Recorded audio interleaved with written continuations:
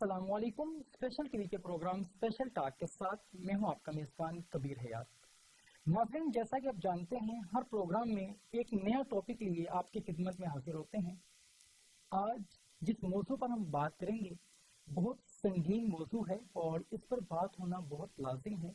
आज हमारा मौजू है मंशियात के क्या नुकसानात है। जैसे जैसे वक्त गुजरता जा रहा है, मंशियात के आदी अफराद में इजाफा होता चला जा रहा है और हमारी सोसाइटी के अंदर जो नौजवान हैं वो अपनी जिंदगियों को दाव पे लगाते चले जा रहे हैं। तो हम किस अंदाज में मंशियात के आदियों को फैसिलिटेट कर सकते हैं कि वो अपनी सोसाइटी के अंदर अपना किरदार अदा करें और इनको छोड़ के अपनी ज़िंदगी को बेहतरीन अंदाज में गुजार सकें। और इस सोसाइटी के अंदर, हमारे मुआशरे के अंदर ये जो एक अंदाज है जो बहुत से लोग अपना चुके हैं, राउंड अबाउट 7 मिलियन लोग ऐसे हैं जो मंशियात के आदी हैं। इनकी वजह से मुआशरे के अंदर क्या असरात मुरतब हो रहे हैं, ये सब और बहुत कुछ आज के प्रोग्राम में हम डिस्कस करेंगे। हमारे दरमियान मौजूद हैं मिस रुबा हमैयो। आप फाउंडर हैं डोर ऑफ अवेयरनेस की। मैं इंतहाई मशकूर हूँ कि आपने कीमती वक्त दिया और वीडियो लिंक के जरिए हमें ज्वाइन किया है उस्मा मुस्तफ़ा ने।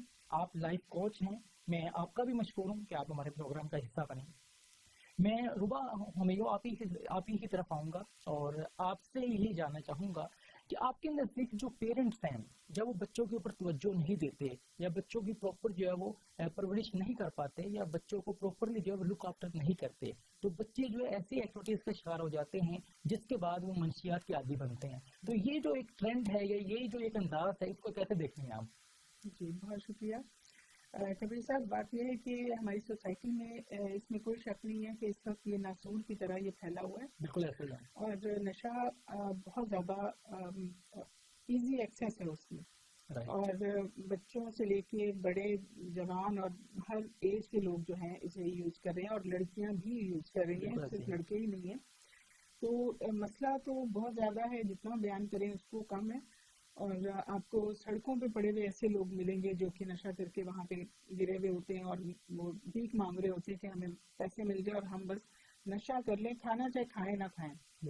और इनकी जो डेथ रेट है उसका अगर अंदाजा आप करें तो हम हैरान होंगे कि इतने लोग नशे से हर रोज मरते हैं। बिल्कुल ऐसे है। तो उन फिगर्स में मैं नहीं जाती, लेकिन बहुत ज्यादा अलार्मिंग फिगर्स हैं कि इतने और अच्छे घरों के बच्चे, मिडिल क्लास बच्चे, लोअर क्लास, लोअर मिडिल, हर क्लास के बच्चे, लड़के लड़कियां इसमें इन्वॉल्व हैं, स्टूडेंट्स बहुत ज़्यादा इन्वॉल्व हैं। तो ये मसाइल तो बहुत ज़्यादा है, जितना एड्रेस करें। बाज़ पेरेंट्स ने छुपाया हुआ होता है ऐसे मसाइल को और वो बता नहीं रहे होते, लेकिन वो भी अपने घरों में इस तरह के बच्चों को लेके और उनको कोशिश कर रहे होते हैं कि ये इस चीज़ से निकल आए। मसला बहुत ज़्यादा है, लेकिन इसको हम जितना भी एड्रेस करें, इसके सोल्यूशंस के ऊपर बहुत ज़रूरी है। जितने भी आप देखें, ये सिर्फ पाकिस्तान का ही मसला नहीं है, ये पूरी दुनिया का मसला है। बहुत ज़्यादा ममालिक में ये मसाइल हैं, बहुत ज़्यादा। तो जिन ममालिक में इसके सोल्यूशन ढूंढे गए तो वहाँ बहुत ज़्यादा जॉब्स और बहुत ज़्यादा एक्टिविटीज़ इस तरह की दी गई, प्ले ग्राउंड्स और बहुत से क्लब्स, बहुत सी जॉब्स जो कि जॉबलेस थे, डिप्रेशन में गए हुए थे, उनके लिए जॉब्स और इस तरह के सोल्यूशन दिए गए।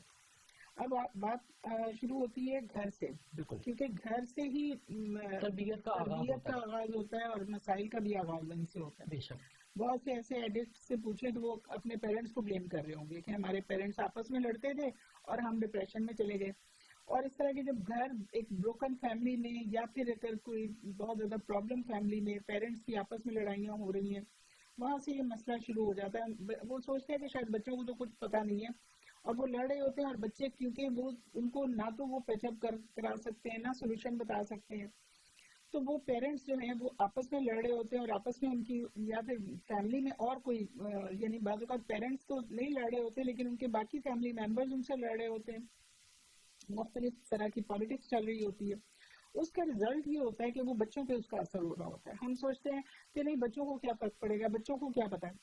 बच्चे वो पूरा असर ले रहे होते हैं कि क्या बातें हो रही हैं, क्या मसाइल हैं और क्या पॉलिटिक्स है, ये सब चीज़ें वो एब्जॉर्व कर रहे होते हैं और इस चीज़ का उनकी पर्सनालिटी पे बहुत बुरा असर पड़ता है। अगर वो पार्टिसिपेट करें तब भी, ना भी पार्टिसिपेट करें तो वो सारा कुछ महसूस कर रहे होते हैं।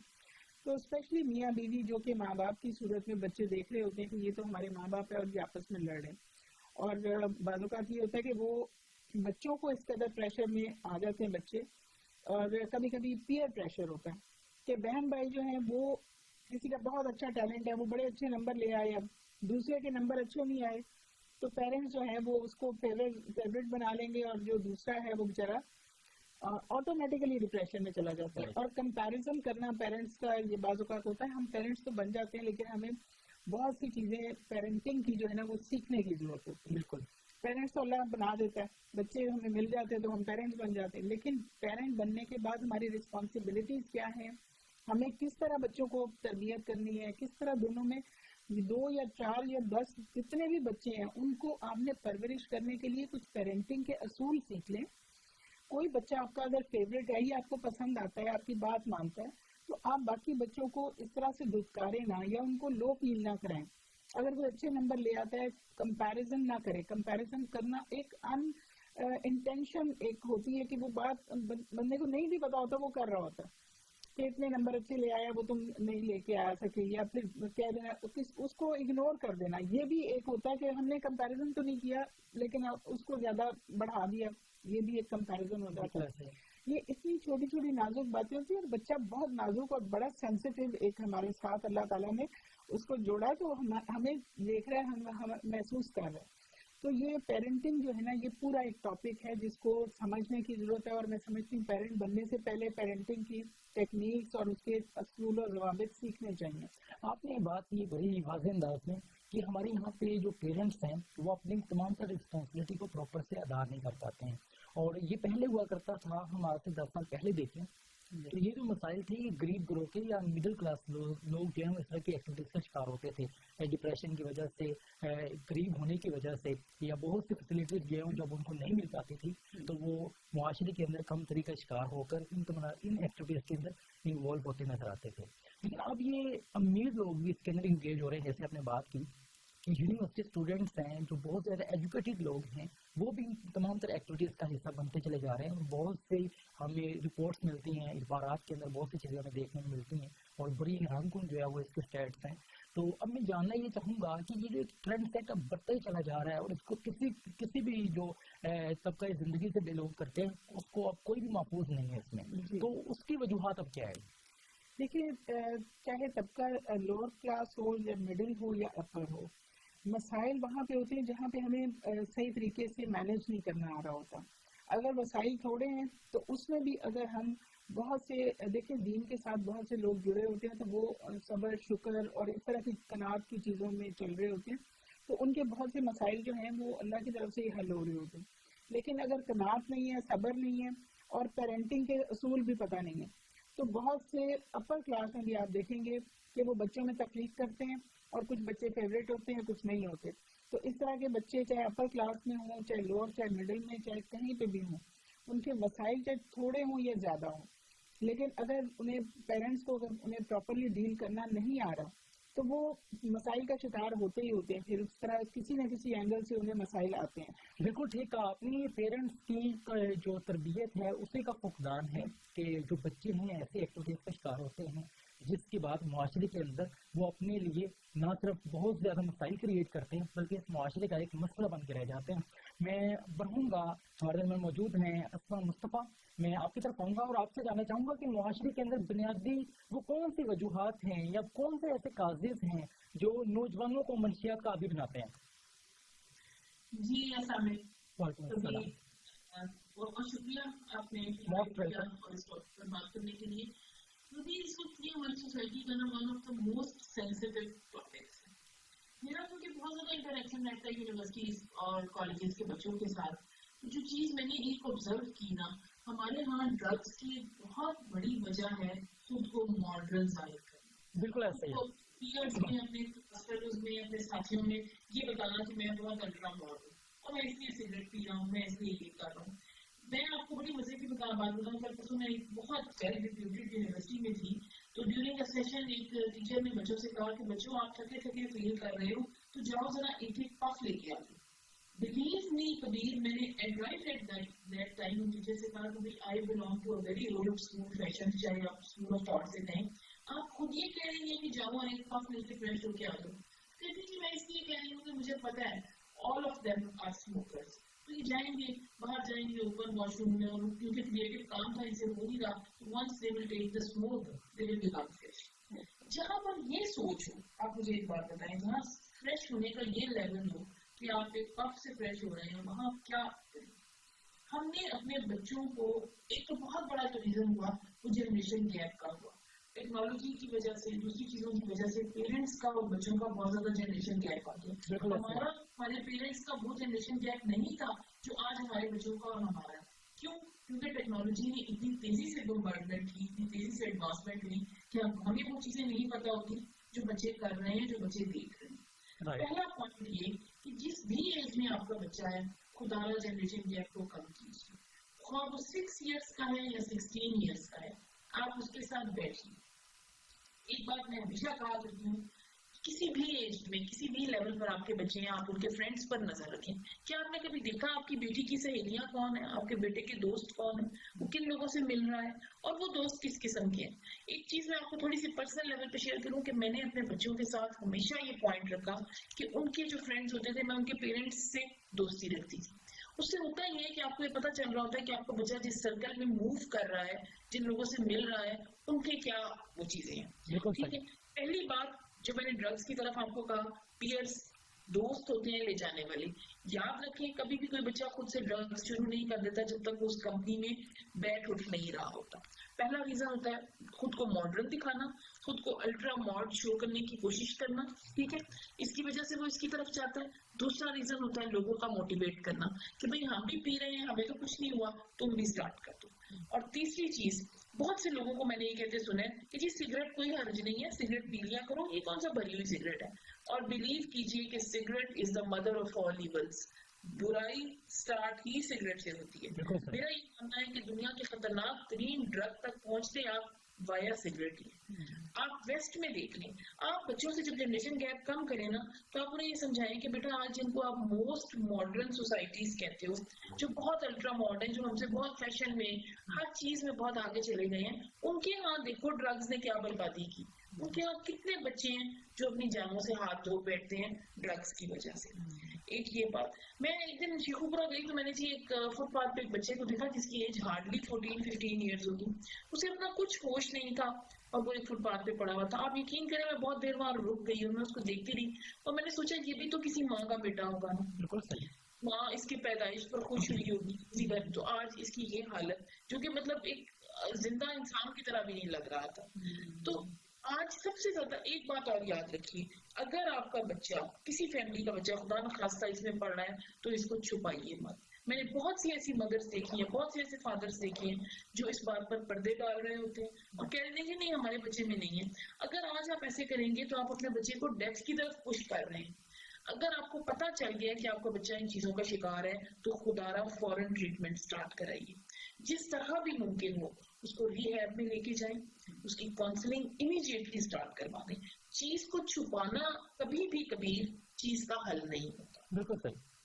हम कारपेट के नीचे छुपा कर कभी भी घर की जो डस्ट है और गंदगी है उसको खत्म नहीं कर सकते, वो वहीं की वहीं पड़ी रहेगी और बढ़ती रहेगी। इसलिए इन चीजों को छुपाइए मत। जब आप अपनी बच्चों की इन चीजों पर पर्दे डाल रहे होते हैं, छुपा रहे होते हैं, तो आप उनकी खुद बर्बादी को दावत दे रहे होते हैं। जो तीसरा पॉइंट इंपॉर्टेंट मैंने ये कहा कि अगर कोई ऐसी चीज आपके सामने आती है, इमीडिएटली स्टार्ट द ट्रीटमेंट। आपने बात की यहाँ पे कि जो लोग इसमें इन्वॉल्व हैं उनको छुपाने की बजाय बल्कि ट्रीटमेंट की तरफ आया जाए। तो हमारे यहाँ पे सोसाइटी के अंदर जो बहुत से अजहान के अंदर ये बात बैठ चुकी है कि मंशियात एक दायमी बीमारी है, एक ऐसी बीमारी है जिससे कभी भी छुटकारा जो है वो हासिल नहीं किया जा सकता। और ये जो एक माइंडसेट है, ये एजुकेटेड लोगों में ये चीज कम है, लेकिन जो हमारी सोसाइटी के अंदर आप देखें 70% लोग वो हैं जो देही एरिया से बिलोंग करते हैं या ऐसी जहनीत के मालिक हैं। तो अब ये जो एक ट्रेंड सेट जो है बढ़ता चला जा रहा है, तो इसके अंदर आप इस हवाले से क्या गाइड करेंगे स्पेसिफिकली उन माइंड सेट के बिलोंग जो लोग हैं कि ये दायमी बीमारी नहीं है? कबीर, मैं आपको एक बात बताऊं, मैंने बहुत से ऐसे लोगों को जानती हूँ जो वाकई ड्रग्स में पड़ गए थे, लेकिन लेटर ऑन ट्रीटमेंट से, काउंसलिंग से, सारी चीजों के साथ वो इतने अच्छे हो गए कि उन्होंने जिंदगी में सक्सेस हासिल की और उन्होंने फिर एंटी ड्रग्स पर काम किया। उन्होंने ऐसी मुहिम चलाई और लोगों को खुद से कंपेन्स के साथ बताया कि हमने इससे कैसे छुटकारा हासिल किया। अच्छा, अब आपने ये कहा कि कैसे, इसके लिए अगर आपकी नजर में कोई ऐसा, आपके घर में कोई काम वाली है, कोई मेड है जिसका कोई बच्चा, हस्बैंड कोई भी ये ड्रग कर रहा है, आप उसको ये बताएं कि ऐसा नहीं है, ये चीज ठीक हो सकती है।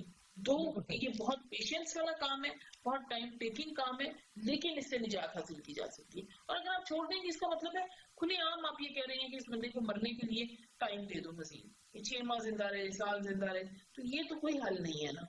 इंसानियत को बचाना इंसान का पहला फर्ज।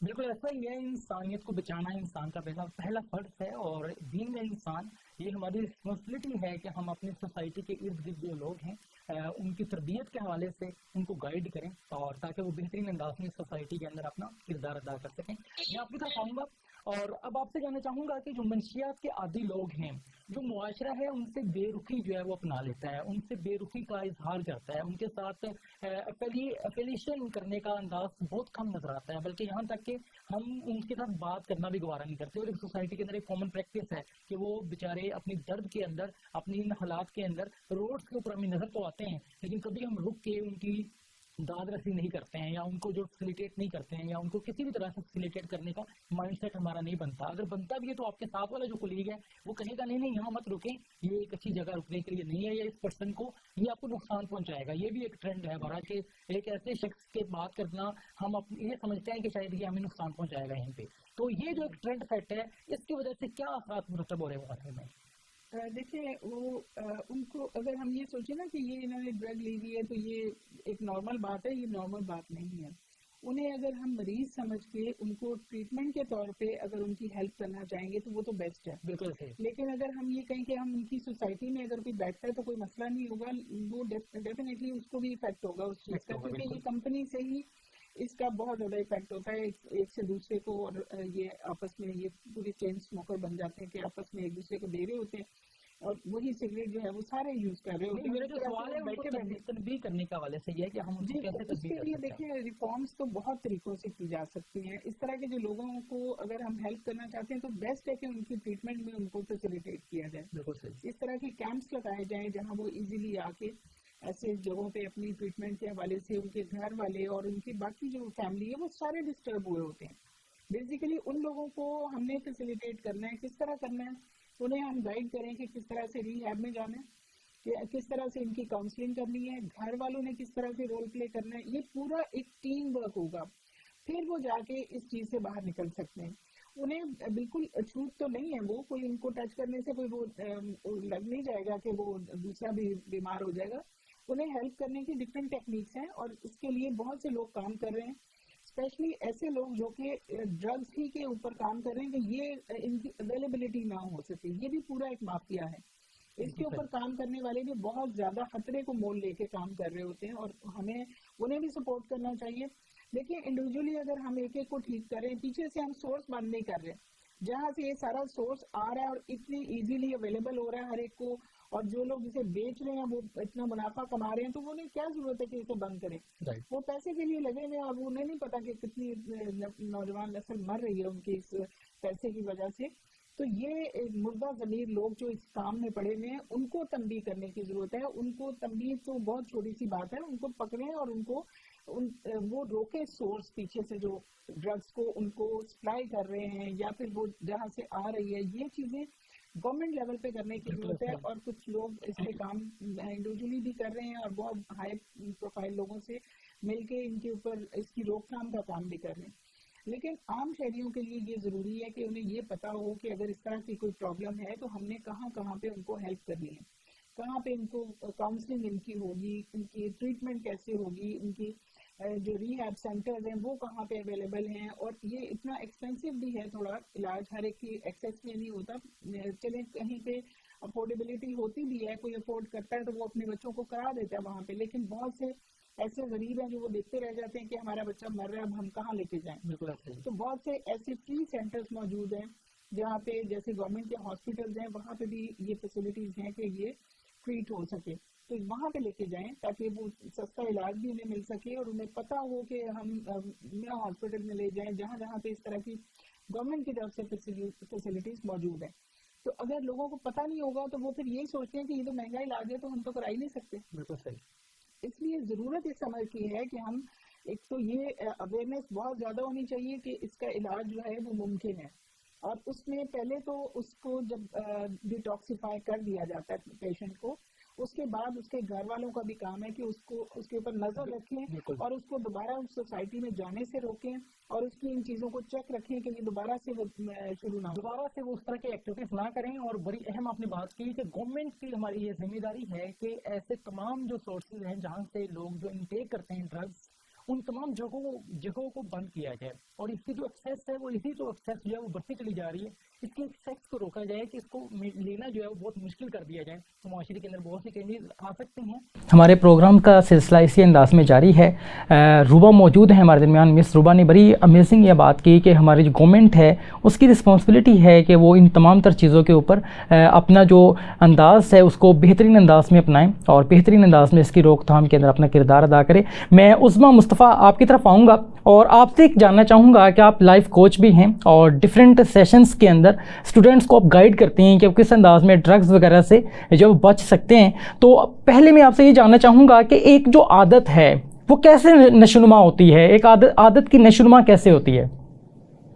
देखिए कबीर, इसमें 2-3 चीजें बड़ी इंपॉर्टेंट है जी। एक चीज जो मैं कहना चाहूंगी ना पेरेंट्स को, उसके ऊपर ये है कि आप सबसे ज्यादा क्लोजली मॉनिटर कर रहे होते हैं बच्चों की आदत को। अभी आपने वही बात की कि आदत की नशोनुमा कैसे होती है। उन माँ बाप को चाहिए कि वो चेक रखें, नंबर 1 स्लीपिंग पैटर्न, आपका बच्चा क्या बहुत जरूरत से ज्यादा तो नहीं सो रहा, ये स्लीपिंग पैटर्न। एपिटाइट, क्या उसकी भूख डिस्टर्ब हो रही है। ऑल ऑफ ए सडन अगर उसके ग्रेड्स नीचे जाने शुरू हो गए, ऑल ऑफ ए सडन अगर उसको गेम खेलता था, किसी स्पोर्ट्स में इंटरेस्टेड था, क्रिकेट फुटबॉल, तो उसने वो छोड़ दी, क्रिकेट उसका इंटरेस्ट आहिस्ता आहिस्ता गेम्स में खत्म होता जा रहा है, उसके ग्रेड्स नीचे जाते जा रहे हैं, भूख का पैटर्न तब्दील हो रहा है। पहले वो होममेड फूड रूटीन में सबके साथ खाना खाता था, नहीं, अब उसने वो चीजें छोड़ दी हैं। यहाँ से आप देखें कि उसकी नशोनुमा का पैटर्न चेंज हो रहा है, वो किसी और हैबिट की तरफ जा रहा है। इन चीजों पर जब आप नजर रखेंगे, ये बड़ी बेसिक चीजें हैं जी। और बहुत सारे माँ बाप को ना बड़ी देर तक क्योंकि इन चीजों को इग्नोर कर रहे होते हैं तो पता ही नहीं चलता कि बच्चा ड्रग्स में कितनी आगे जा चुका है। इनकी क्लोज मॉनिटरिंग से आप शुरू में ही उस चीज को पकड़ लेंगे। दूसरी चीज, जैसे मैंने अभी कहा कि वो किन लोगों में उठ बैठ रहा है मोहल्ले में। आप बिलीव करें, आपके जो ड्रग पेडलर्स है ना, जो ड्रग बेचने के लोग होते हैं, जैसे अभी उर्बा ने भी कहा, वो कहीं आसमान से नहीं आ रहे होते, किसी दूसरे प्लेनेट के नहीं होते, वो आपकी गली कूचों में होते हैं। आपकी गली की नुक्कड़ पर खड़ा हुआ रिक्शा ड्राइवर होता है जो सप्लाई कर रहा होता है। आपकी गली की नुक्कड़ पे खड़ा हुआ खौंचा फरोश होता है जिसके पास पुड़ियां होती हैं जो दे रहा होता है। वो कहीं दूर से नहीं आ रहे होते। और आप यकीन करें कि मैंने अपने खुद, हम लोग जिस एरिया में रहते हैं वहां 2-3 दफा मैंने सोसाइटी से जाके कंप्लेंट की कि यहाँ पर मुझे ये जो आते हैं टैक्सी ड्राइवर्स वगैरह हैं, ये बच्चों को ड्रग्स दे रहे हैं। तो होता ये है कि हम बहुत सारा कुछ एफर्ट अपनी कर भी रहे होते हैं, लेकिन दूसरी तरफ वाले लोग शायद इतने इफेक्टिव होते हैं, ये इतने पावरफुल होते हैं कि समटाइम्स वो हमसे नहीं कंट्रोल हो रहे। इस पोजीशन में हमारा क्या अब काम है? वही बात है कि वो है मुझे हुक्म अज़ा ला इलाहा इल्लल्लाह। तो आप इस सूरत में अपने बच्चों को ट्रेन करें। मैंने फिर क्या किया, मैंने एक स्टेप लिया।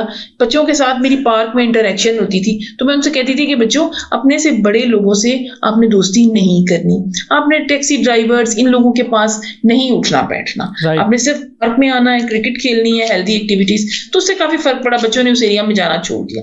तो कहने का मकसद ये कि बच्चों को किसी भी तरह ऐसे लोगों से दूर रखें।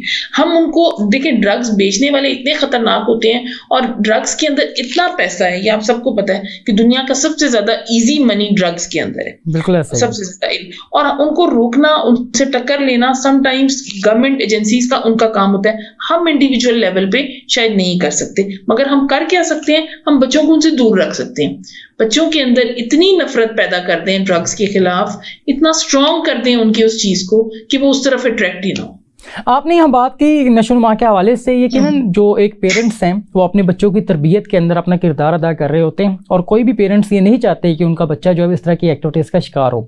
अब मैं जानना ये चाहूँगा, जैसे आपने बात भी की कि हमारी जो यूनिवर्सिटीज़ हैं वो बच्चों को इस हवाले से जो है वो मिसगाइड कर रही हैं, जैसे आपने एक प्रोफेसर की यहाँ पर एग्जाम्पल भी दी, तो मैं जानना ये चाहूँगा सिर्फ एक प्रोफेसर नहीं, ऐसी बहुत सी जगहों पर हमें ये चीज़ें मिलती हैं। बल्कि जब आप जॉबियन हो जाते हैं, अच्छी जॉब होल्डर को आप देखें जो अच्छी जॉब्स कर रहे हैं, ऐसी पोजीशंस पे लोग हैं, यकीनन वो वही लोग हैं जो पहले यूनिवर्सिटीज़ के अंदर डिग्रीज अवेल कर रहे थे, आफ्टर डैट वो अच्छी पोजीशंस के ऊपर पाकिस्तान को सर्व कर रहे हैं। अब वही लोग आपको इस तमाम तरह एक्टिविटीज़ का शिकार नज़र आते हैं, और जब उन्हीं के मतहत करने वाले जो काम लोग हैं वो जब देखते हैं कि हमारा बॉस भी ये काम कर रहा है, तो वो भी इस चीज़ को अच्छा समझते हैं, और ये ट्रेंड एक बनता चला जा रहा है। तो अब जब इस पोजीशन में आप होते हैं, आपके पास पावर भी होती है, आप उसको परचेज भी कर सकते हैं, आपके पास फिनेंशियली भी कोई भी इशू नहीं होता है, तो ये तमाम तरह चीज़ें हैं। अब ये जो एक ट्रेंड सेट है, जो एक आम पर्सन है जिसकी तरबियत इस अंदाज में आपने की, बीइंग अ पेरेंट, के वो बच्चा जो है वो सोसाइटी के अंदर इन तमाम तरह चीज़ों को लुक आफ्टर करता है, लेकिन जब वो यूनिवर्सिटीज़ के अंदर या इस तरह के इन्वायरमेंट के अंदर जाता है, यकीनन हर पेरेंट्स की ये ख्वाहिश है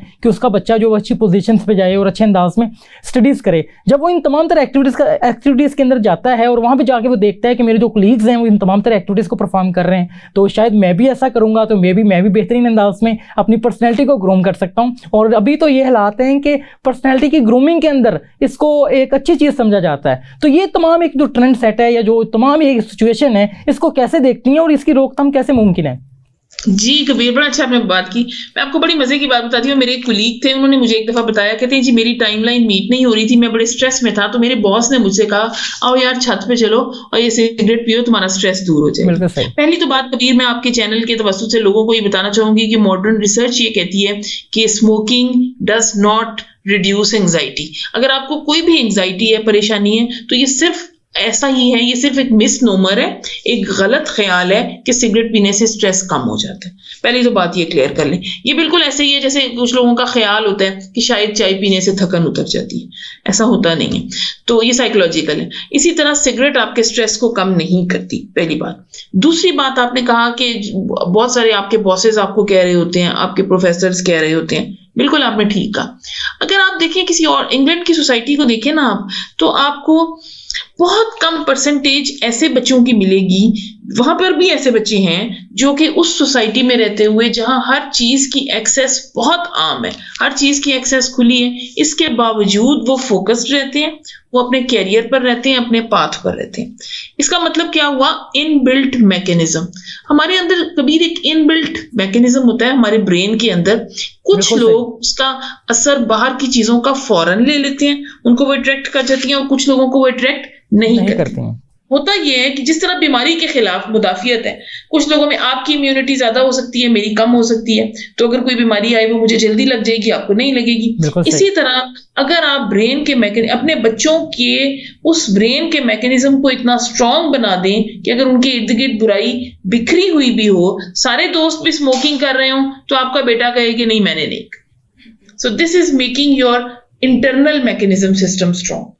और यही मैं बात अक्सर और ये कोई नहीं कर सकता, बिलीव मी, ये काम अगर कोई कर सकता है ना, तो सिर्फ सबसे पहले माँ ही कर सकती है। माँ वो हस्ती है जिसका सबसे ज्यादा टाइम बच्चे से सिंस बर्थ उसके साथ वो ज्यादा गुजारती है, सबसे ज्यादा इन्फ्लुएंस वो अपने माँ का ले रहा होता है। और मैं अक्सर कहा करती हूँ कि माँ हर बच्चे का पहला ट्रेनर होती है। बेशक पहला इंटरेक्शन और पहला आई कांटेक्ट दुनिया में हर इंसान का जिसके साथ होता है वो उसकी माँ होती है।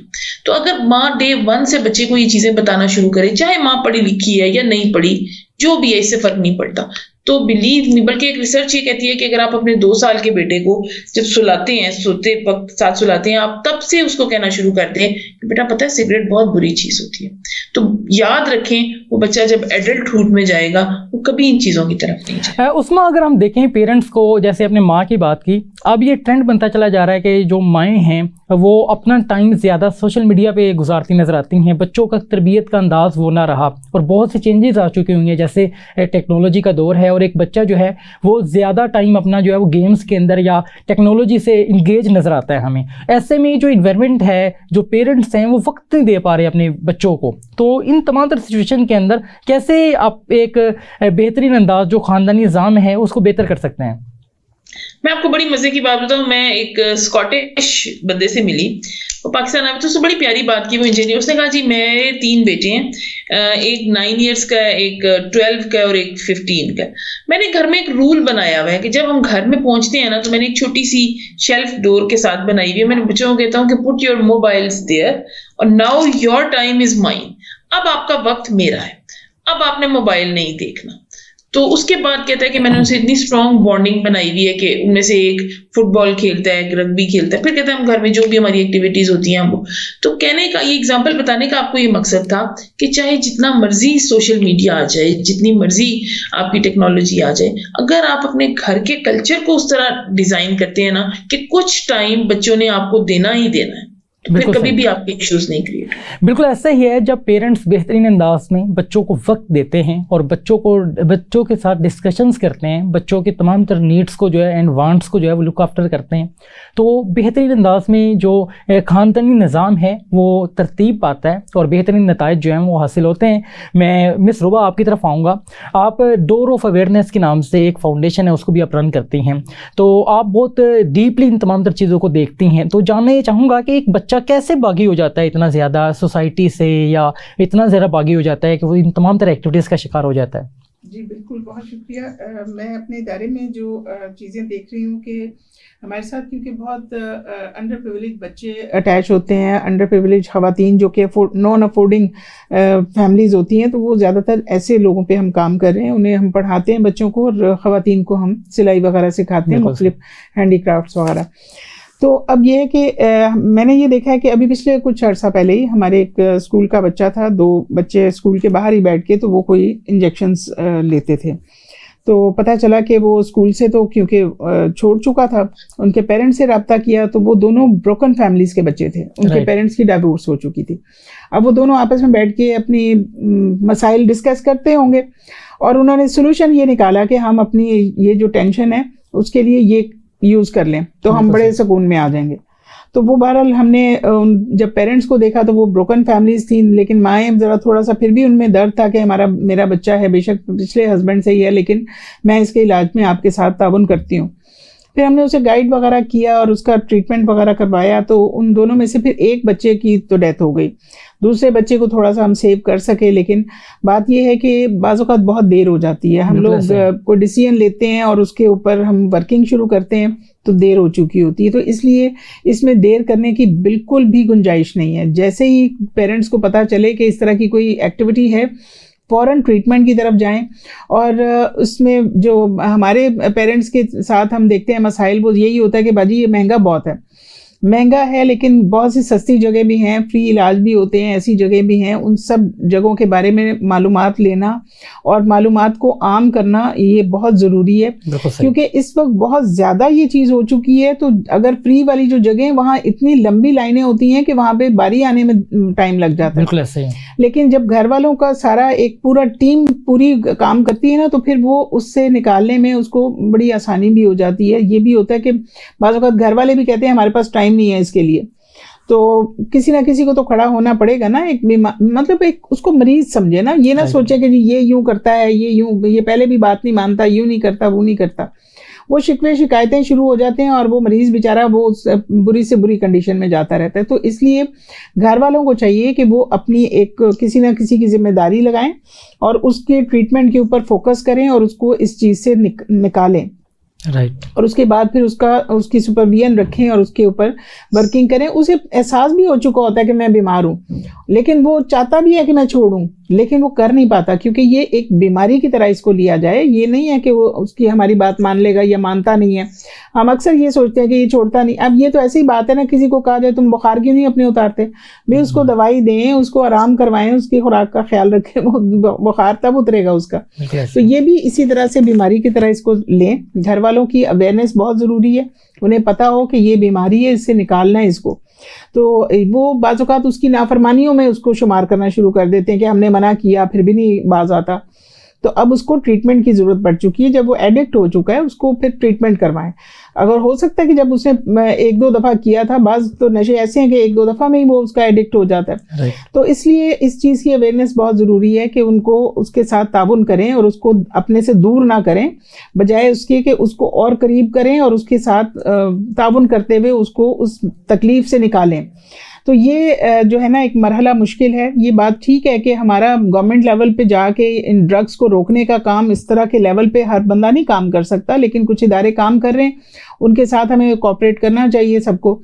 लेकिन जिस हद तक हम अपने बच्चों को एजुकेट कर सकते हैं और बच्चों के साथ जो डिस्टेंस हैं वो पेरेंट्स के वो कम करने चाहिए, कम्युनिकेशन गैप्स आ जाते हैं।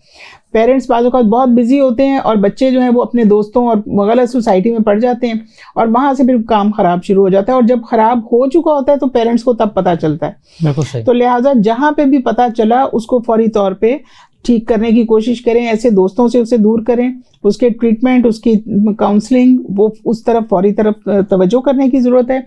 और इसके अलावा ये कि इसकी अवेयरनेस बहुत ज़्यादा ज़रूरी है। जैसे इन्होंने डॉक्टर उज़मा ने बताया कि जी आपने बच्चे को बचपन ही से बताना है कि सिगरेट कितनी बुरी चीज़ है, उसके माइंड में ये चीज़ें पहले से ही फीड होती जाएंगी तो वो डेफिनेटली इस चीज़ को सोचेगा कि मैंने ये करना है कि नहीं करना। आजकल ये फैशन सिंबल भी बना हुआ है कि ग्रुप में बैठे में और इस तरह की चीज़ें चल रही होती हैं। तो ये जो फैशन सिंबल है ये भी कुछ इन्फीरियरिटी कॉम्प्लेक्सेस होते हैं जिसको वो अपने आप को समझ रहे होते हैं, हम तो एक क्लास से ताल्लुक़ रखते हैं, हम ये सब कर रहे हैं तो लिहाजा कोई बात नहीं है। ये जो जिस ऊपर इसके फिर इफ़ेक्ट्स होते हैं और उनके हर एक के देखें कोई ना कोई अपने तौर पे इफ़ेक्ट ले रहा होता है। ज़रूरी नहीं कि एक को कुछ इफ़ेक्ट हुआ तो दूसरे को कुछ होगा। हो सकता है किसी ने वैसे वक्ती तौर पे ले लिया लेकिन उसके बाद वो उसको उस तरह से कंटिन्यू ना करे, लेकिन ज़्यादातर इसका शिकार हो ही जाते हैं। तो ऐसी सोबत, ऐसी कंपनी से दूर रहना या फिर उसमें जाके अपनी एक स्ट्रॉन्ग अपनी पर्सनैलिटी को शो किया जाए कि भी मैं नहीं यूज़ करता। तो ये चीज़ अगर इतना एजुकेट किसी को किया गया हो कि भाई ये चीज़, बाज़ औक़ात एग्ज़ाम्स में बच्चे ये चीज़ यूज़ कर रहे होते हैं कि हमने जागना है और हमने अच्छे ग्रेड्स लेने हैं तो उसके लिए हमने यूज़ किया और उसके बाद वो उसका शिकार हो गए। बल्कि एक सक्सेस स्टोरीज़ बहुत सी मेरे सामने हैं जिनमें से एक बच्चे ने हेरोइन से किस तरह अपने आप को छुड़ाया और किस तरह से अपनी हेल्प की, लेकिन उसे सालों लगे। काउंसलर के साथ भी वो जाता रहा और काउंसलिंग भी करता रहा, फिर और इस तरह की चीज़ें बहुत सी उसने अपने ऊपर काम किया, फिर जाके वो उसमें से निकला और बड़े अच्छे स्कूल का बच्चा था, वो बाहर से भी पढ़ के आ गया, बड़ा अपना बिजनेस इस्टेब्लिश करने की कोशिश करता रहा, लेकिन इस चीज़ से निकल नहीं पा रहा था। और हेरोइन इस तरह से उसको जकड़ा हुआ था उसने, लेकिन बहुत फाइट के बाद तकरीबन उसने कई साल लगाए और वो उसमें से निकला। वो सक्सेस स्टोरी भी कभी आपसे मुलाकात करवाऊंगी उसकी भी। तो ये इस तरह से अगर ऐसी सक्सेस स्टोरीज़ भी हमें बताई जाएँ कि इससे निकलना कोई नामुमकिन नहीं है।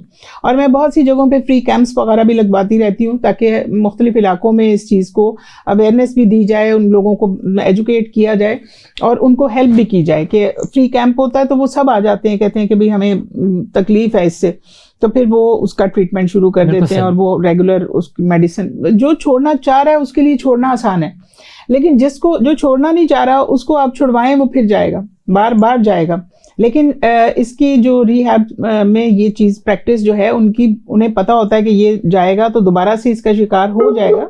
100% एकदम से छोड़ना बहुत विल पावर चाहिए उसके लिए, लेकिन वो फिर भी जब एफर्ट करते रहते हैं, कभी रिहैब गए, थोड़ा सा फिर मतलब कोलैप्स कर गए, फिर दोबारा से गए, इस तरह ये प्रैक्टिस चलती है और फिर आखिरकार जो छोड़ना चाहते हैं वो कामयाब हो जाते हैं। और जो छोड़ना चाहते हैं उनके लिए ही आसानियाँ ये सारी चीज़ों के लिए हैं। जो नहीं छोड़ना चाहते उनको आप 100 दफ़ा भी दाखिल करा दें, 100 दफ़ा भी छुड़वा दें, वो नहीं छोड़ेंगे क्योंकि वो छोड़ना चाह नहीं रहे। बिल्कुल सही। तो सबसे पहले उनकी अपनी काउंसलिंग की ज़रूरत है कि आपने इसे छोड़ना है तो फिर आपकी हम हेल्प कर सकते हैं। बिल्कुल ऐसा ही है। हमारे यहाँ पे ये ट्रेंड है कि हम बहुत सी ऐसी एक्टिविटीज़ इस अंदाज में कर रहे होते हैं कि शायद ये बहुत एक अच्छी चीज़ है और बड़ा डिसेंट ये अंदाज है, लेकिन यहाँ पे मिस रुबा ने जो बात की, गलत काम जिस भी अंदाज में किया जाए वो at the end of time उसके नुकसानात ही हैं, और जब वो नुकसानात आ घेरते हैं तो फिर इंसान जो है वो सोचता है कि शायद उसको इस तरह की एक्टिविटीज़ जो है वो नहीं करना थी।